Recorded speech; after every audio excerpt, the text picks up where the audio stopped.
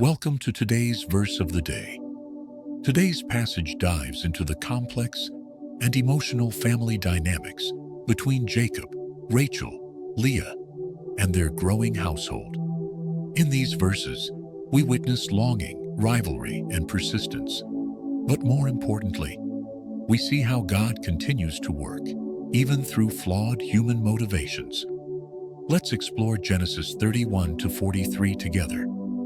Verse. When Rachel saw that she was not bearing children for Jacob, she became jealous of her sister Leah.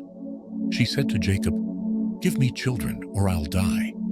Jacob became angry and said, "Am I in the place of God?" In her desperation, Rachel gave Jacob her servant Bilhah as a wife. Bilhah had two sons, Dan and Naphtali.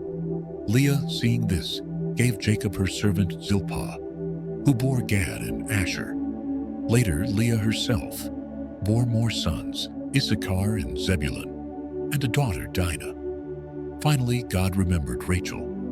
He listened to her and enabled her to conceive.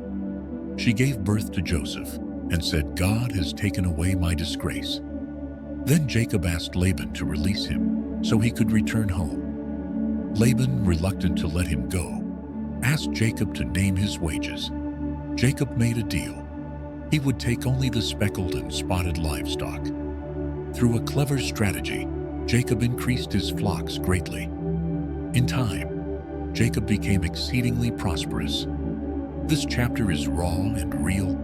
It exposes the pain of comparison, the ache of infertility, and the desperation to prove one's worth.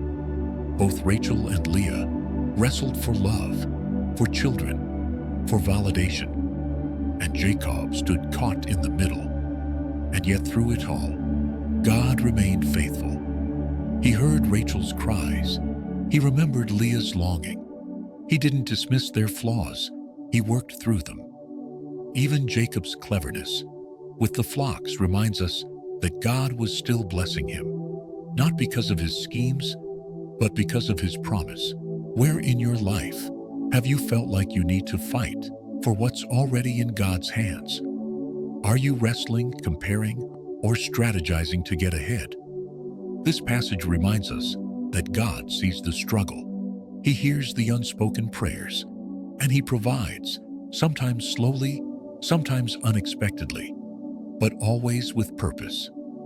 Trust that you don't have to manipulate outcomes to receive God's blessing.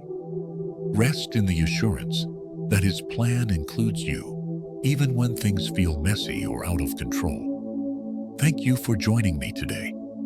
If this devotional encouraged you, share it with someone who may feel unseen or overwhelmed by life's battles.